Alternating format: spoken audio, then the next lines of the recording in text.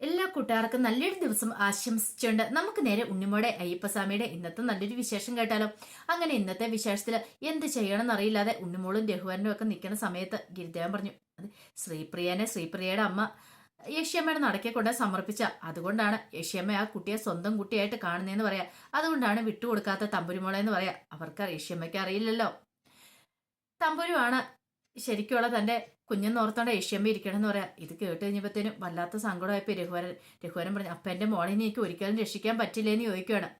യക്ഷിയമ്മയുടെ നടക്കി കൊണ്ട് സമർപ്പിച്ചല്ലേ, അങ്ങനെയാണെങ്കിൽ ഒരിക്കലും ഇനി രക്ഷിക്കാനായിട്ട് പറ്റില്ല എന്ന് പറയാ. വല്ലാത്ത സങ്കടമായി. രഘുവരൻ പറഞ്ഞു, അപ്പൊ ഇനി എനിക്ക് എന്ത് ചെയ്യാൻ പറ്റും?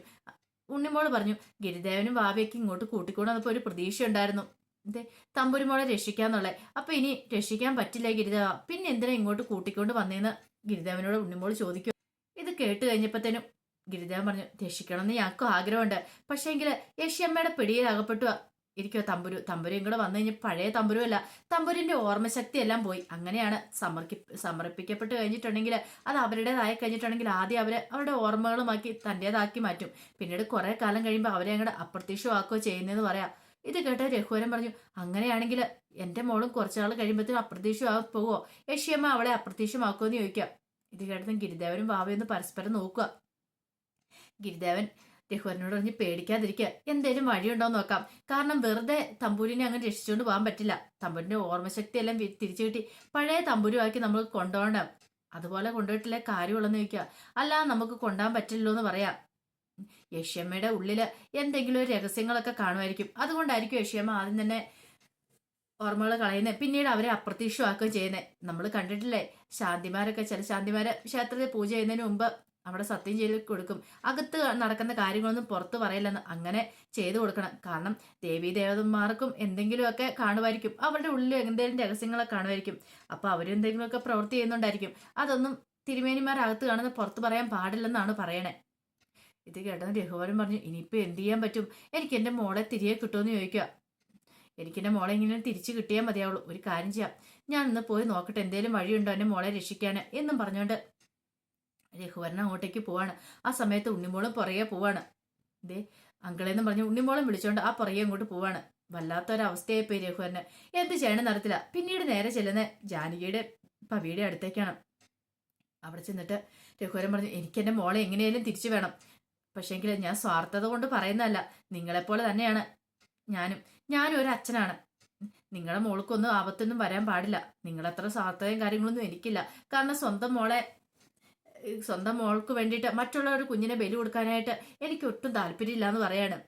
ഈ സമയം ഭവി പറഞ്ഞു, അതെ ഞങ്ങൾക്കാണെങ്കിൽ ദേവി ദേവന്മാരെ പ്രാർത്ഥിച്ചോ വശമുള്ളൂ, കാരണം ക്ഷേത്രത്തിലൊക്കെ നമ്മളിങ്ങനെ കാണുന്ന ആ ഒരു രൂപം മാത്രം നമ്മുടെ മനസ്സിലുള്ളൂ, നമ്മൾ അവിടെ ചെന്ന് പ്രാർത്ഥിക്കുകയോ ചെയ്യുന്നത്, അങ്ങനെ പ്രാർത്ഥിച്ച് നമ്മുടെ ആഗ്രഹങ്ങളൊക്കെ സഫലമാവുമെന്ന് നമ്മൾ പറയാറുണ്ട്. ഇപ്പൊ അതുപോലെ തന്നെ തമ്പുരിന് വേണ്ടി ഞങ്ങൾക്ക് പ്രാർത്ഥിക്കാനേ പറ്റുള്ളൂ, ഞങ്ങളുടെ മോൾക്ക് വേണ്ടി ഞങ്ങൾക്ക് പ്രാർത്ഥിക്കാനേ പറ്റുള്ളൂ എന്ന് പറയാം. ഇത് കേട്ടപ്പം രഘുവരൻ പറഞ്ഞു, ഓ നിങ്ങൾ അങ്ങനെ പറഞ്ഞും കൂടെ ഒഴിഞ്ഞു മാറാൻ ശ്രമിക്കുമല്ലേന്ന് ചോദിക്കുക. എനിക്ക് എന്റെ തമ്പുരുമോളെ വേണം, അവളുടെ പഴയ ഓർമ്മശക്തിയൊക്കെ തിരികെ കിട്ടണം, നിങ്ങളുടെ മോളെ രക്ഷിക്കാനായിട്ട് നോക്കണമെന്ന് പറയാം. ഭവി പറഞ്ഞു, ഒരുപക്ഷെ ഞങ്ങളുടെ സ്വാർത്ഥ താല്പര്യം കൊണ്ടായിരിക്കും അത് ഇങ്ങനെയൊക്കെ സംഭവിച്ചത്, പക്ഷേ എന്ത് ചെയ്യാൻ പറ്റും, ഇനിയിപ്പോ എന്ത് റിസ്ക് എടുത്താലും കുഴപ്പമില്ല, നിങ്ങളുടെ മോളെ തിരികെ തരാം, ഇനിയിപ്പോ ഞങ്ങളുടെ മോളെ കൊണ്ട് കൊടുത്തിട്ടാലും കുഴപ്പമില്ല എന്ന് പറയാണ്. ഇത് കേട്ട് കഴിഞ്ഞപ്പോ ജാനകി പറഞ്ഞു, ഒരു കാര്യം ചെയ്യാം, ഇതിനെക്കുറിച്ചെല്ലാം വ്യക്തമായിട്ട് പറയാൻ അറിയാവുന്ന ഒരാളുണ്ട്, ഭട്ടതിരി. ഞങ്ങൾ ഇതിനു മുമ്പ് ഭട്ടതിരിയുടെ അടുത്ത് ചെന്നിട്ട് കാര്യങ്ങളൊക്കെ അറിഞ്ഞ്, അപ്പൊ ഞങ്ങളൊരു കാര്യം ചെയ്യാം, ഭട്ടതിരിയുടെ അടുത്തേക്ക് ചെല്ലാം, അവിടെ ചെല്ലും ഭട്ടതിരി പറയുന്നത് എന്താ നോക്കട്ടെ എന്ന് പറയാണ്. പവി പറഞ്ഞു, ജാനകിയോട് പറഞ്ഞു, കാര്യം ചെയ്യ് ജാനകി, നീ ഇവരെ കൂട്ടിക്കൊണ്ട് അങ്ങോട്ട് ചെല്ല്, ഭട്ടതിരി തിരുമേനി എന്താ പറയണമെന്ന് അറിയില്ലോ എന്ന് പറയാണ്. അങ്ങനെ അവരെ കൂട്ടിക്കൊണ്ട് ജാനി ഇങ്ങോട്ട് ഇറങ്ങുമ്പോഴത്തേനും ഗുളികൻ അവിടെ പ്രത്യക്ഷപ്പെടുക. ഗുളികൻ ഇങ്ങനെ ചില കാര്യങ്ങളൊക്കെ മനസ്സിൽ ചിന്തിക്കുകയാണ്. അവരങ്ങനെ പോകുന്നേ നോക്കി നിന്നു. ഈ സമയം അയ്യപ്പസ്വാമി ധ്യാനത്തിലായിരുന്നു. ധ്യാനത്തിൽ നിന്നുണ്ടെന്ന് അയ്യപ്പസ്വാമി ഇങ്ങനെ പറയുക, ഗുളികൻ അടുത്ത പോംവഴി കണ്ടെത്തിയിരിക്കുന്നു, 2 കുഞ്ഞുങ്ങളെ നഷ്ടപ്പെട്ട അച്ഛന്മാരുടെ ചിത്തം ഉണ്ടല്ലോ, അപ്പൊ അതില് കുടിയിരിക്കാനായിട്ടാ ഇനി അടുത്ത പരിപാടി. അങ്ങനെ അവര് മൂലം ഇനി ഉണ്ണിമോളെ ഇല്ലാതാക്കാട്ട പുതിയ ശ്രമം. എവിടെയെങ്കിലും എങ്ങനെയെങ്കിലും ഒരു പോംവഴി ഉണ്ടാക്കിയിട്ട് ഗുളികന് ഉണ്ണിമോളെ ഇല്ലാതാക്കിയേ മതിയാവുള്ളൂ, 3 യാമത്തിനുള്ളിൽ തന്നെ ഉണ്ണിമോളെ ഇല്ലാതാക്കണം, അതാണ് അയാളുടെ ഏറ്റവും വലിയ ലക്ഷ്യം എന്ന് പറഞ്ഞിട്ടുണ്ടെങ്കിൽ. അപ്പൊ അതിന് മാർഗം കണ്ടെത്തണം. അപ്പൊ അതിന് വേണ്ടിയിട്ടാണ് അടുത്ത മാർഗം എന്ന് പറഞ്ഞാൽ ഇവരുടെ പുറകെ പോകാൻ രക്ഷയുള്ളൂ.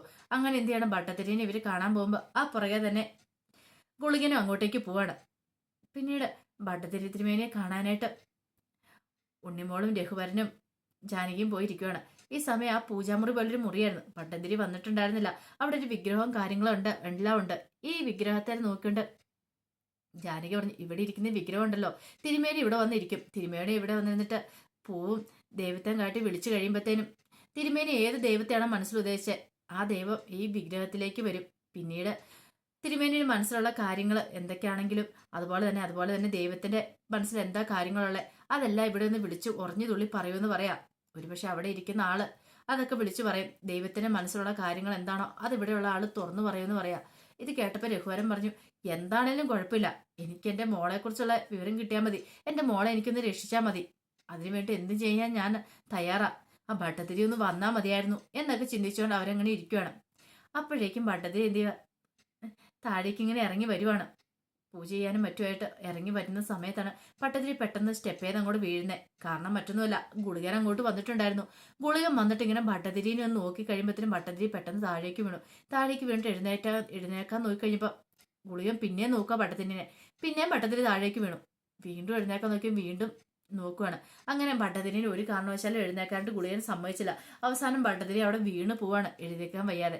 പെട്ടെന്ന് ഭട്ടതിരിയുടെ വേഷം മാറി ഗുളികൻ എന്ത് ചെയ്യുവാണ്, അവരുടെ മുന്നിലേക്ക് വരുവാണ്. ജാനകിയുടെ രഘുവന്റെ ഒക്കെ മുന്നിലേക്ക് വന്നു. അങ്ങനെ വന്നു കഴിഞ്ഞപ്പോഴത്തേനും ജാനകി പറഞ്ഞു, ഭട്ടതിരി അതെ ഞങ്ങൾക്കൊരു രക്ഷയുണ്ടാക്കി തരണമെന്ന് പറയാം. ഇത് കേട്ടോ ഭട്ടതിരി പറഞ്ഞു, ഞാൻ എന്താ ചെയ്യേണ്ടതെന്ന് ചോദിക്കാം.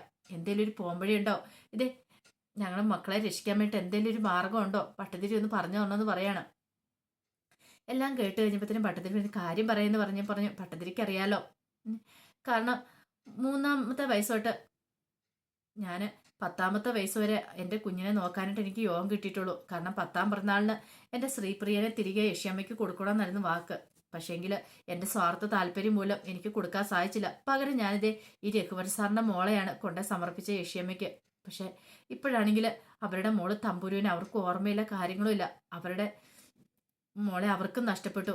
പക്ഷേങ്കിൽ ആ മോളെ രക്ഷിക്കണം. അപ്പം അതിനുവേണ്ടി എന്തെങ്കിലും മാർഗമുണ്ടോ? എൻ്റെ മോളെ കൊടുക്കാനും പറ്റില്ല, ഈ തമ്പുരു മോളെ രക്ഷിക്കാനും പറ്റണം. അങ്ങനെ എന്തെങ്കിലും ഒരു മാർഗമുണ്ടോ ഭട്ടതിരി? എന്തേലും നോക്കിയിട്ടൊന്ന് പറയാമെന്ന് ചോദിക്കുക. ഭട്ടതിരി ഒന്ന് നോക്കിയിട്ട് പറഞ്ഞു, ഒരു മാർഗവും കാണുന്നില്ല. ഇനിയിപ്പോൾ ഏക വഴിയെന്ന് പറഞ്ഞിട്ടുണ്ടെങ്കിൽ ഗുരുക്കന്മാരെ ഒന്ന് പ്രസാദിപ്പിക്കണം, ഗുരുക്കന്മാരുടെ ആത്മാവിനെ വിളിച്ചു വരുത്തണം. ഇത് കേട്ട് കഴിഞ്ഞപ്പം രഘുവരൻ പറഞ്ഞു, എന്താണെങ്കിലും കുഴപ്പമില്ല, ആത്മാവിനെ വിളിച്ചു വരുത്തോ, എന്ത് വേണം ചെയ്തോ, പക്ഷേങ്കിൽ എനിക്ക് എൻ്റെ മോളെ കിട്ടണം. ഇവരുടെ സ്വാർത്ഥ താല്പര്യം മൂലം എൻ്റെ മോൾ അപകടത്തിലേക്ക് പോയിരിക്കുക. അവളുടെ ഓർമ്മശക്തി പോലും അവൾക്കിപ്പോൾ ഇല്ല. എങ്ങനെയെങ്കിലും അവളെ രക്ഷിച്ചാൽ മതി അവളെന്ന് പറയാം. ഒരു കാര്യം ചെയ്യാം, 3 പേരുടെ മുന്നിൽ വെച്ച് ഗുരുക്കന്മാരെ വിളിച്ചു വരാൻ പറ്റില്ല. അതുകൊണ്ട് ഒരാൾ ഇവിടെ ഇരുന്നിട്ട് ബാക്കി 2 പേരും പുറത്തേക്ക് ഇറങ്ങാൻ പറയാം. ഇത് കേട്ടതും ജാനകി പറഞ്ഞു, ഒരു കാര്യം ചെയ്യാം, ഞാനും ഉണ്ണിമോളും കൂടെ പുറത്തേക്ക് ഇറങ്ങാന്ന് പറയാം. വേണ്ട, നിങ്ങൾ അല്ലേ ദേവിയമ്മയ്ക്ക് വാക്ക് കൊടുത്തേ, അപ്പം നിങ്ങൾ ഇവിടെ ഇരിക്കുക, അവർ 2 പേരും പുറത്തേക്ക് പോട്ടെ എന്ന് പറയാം. രഘുവരനും ഉണ്ണിമോളും കൂടെ പുറത്തേക്ക് പോയി. അങ്ങനെ പോയി കഴിഞ്ഞപ്പോഴത്തേനും ഭട്ടതിരി പറഞ്ഞു, അതെ ഒരു മാർഗവും ഇല്ല ഞാൻ നോക്കിയിട്ട് കുഞ്ഞിനെ രക്ഷപ്പെടുത്താനായിട്ട്. ഇത് കേട്ട് കഴിഞ്ഞപ്പോഴത്തേനും അവർ ജാനകി പറഞ്ഞു, അപ്പോൾ ഇത്ര സമയം ഭട്ടതിരി പറഞ്ഞോ, അത് ഞാൻ വെറുതെ പറഞ്ഞതാ.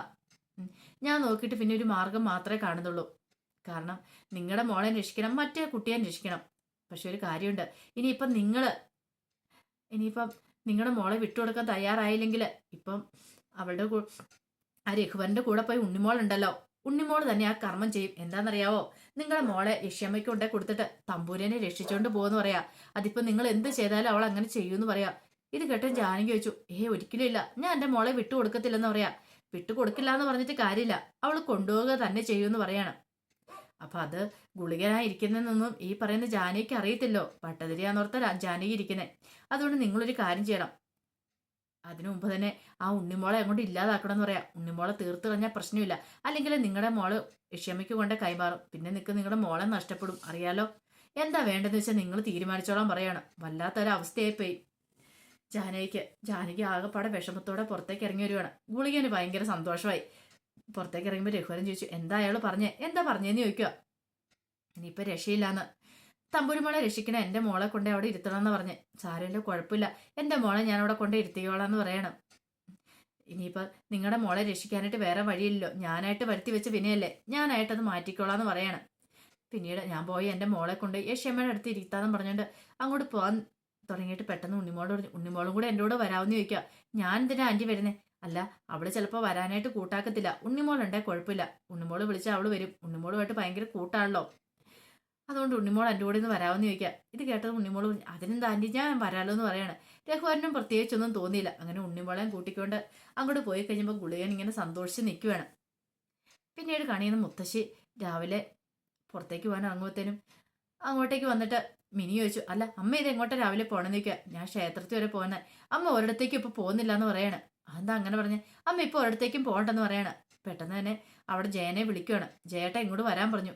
എന്താ മിനി? ഇതേ അമ്മ ക്ഷേത്രത്തിലേക്ക് പോവാന്ന്. ഇതേ അമ്മ ക്ഷേത്രത്തിലേക്കൊന്നും വല്ല പോകുന്നത്, അയാൾക്ക് കഥ പറഞ്ഞു കൊടുക്കാൻ പോകുന്ന ആ ഭക്തന്. അങ്ങനെയാണെങ്കിൽ നമ്മൾക്ക് ആർക്കും പുറത്തിറങ്ങി നടക്കാൻ പറ്റില്ല. അമ്മേനെ തടഞ്ഞേ മതിയാവുള്ളൂ പറയാണ്. ഇത് കേട്ട് കഴിഞ്ഞപ്പോഴത്തേനും എന്ത് ചെയ്യണമെന്ന് അറിയില്ലാതെ ദേവികമ്മ ഇങ്ങനെ നിൽക്കുക. അപ്പൊ അതിന്റെ വിശേഷങ്ങളൊക്കെയാണ് കണ്ടത്. ഇതിന്റെ ബാക്കി വിശേഷങ്ങളുമായിട്ട് നാളെ വരാട്ടോ. അപ്പൊ എല്ലാവരും മറക്കാതെ ഒരു കാണണേ. ഒരിക്കൽ കൂടി എല്ലാവർക്കും നല്ലൊരു ദിവസം ആശംസിച്ചുകൊണ്ട് നിർത്തുന്നു.